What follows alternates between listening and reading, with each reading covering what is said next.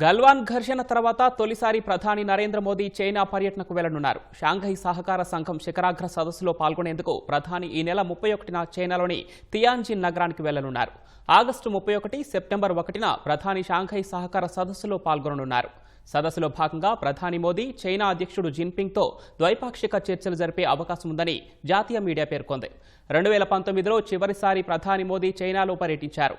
గత ఏడాది రష్యా వేదికగా జరిగిన బ్రిక్స్ శిఖరాగ్ర సదస్సులో ప్రధాని మోదీ చైనా అధ్యక్షుడు జిన్పింగ్ ద్వైపాక్షిక చర్చలు జరిపారు.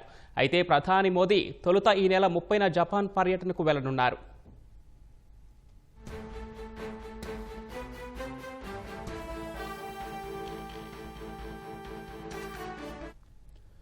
గల్వాన్ ఘర్షణ తర్వాత తొలిసారి ప్రధాని నరేంద్ర మోదీ చైనా పర్యటనకు వెళ్లనున్నారు. షాంఘై సహకార సంఘం శిఖరాగ్ర సదస్సులో పాల్గొనేందుకు ప్రధాని ఈ నెల 31న చైనాలోని తియాన్జిన్ నగరానికి వెళ్లనున్నారు.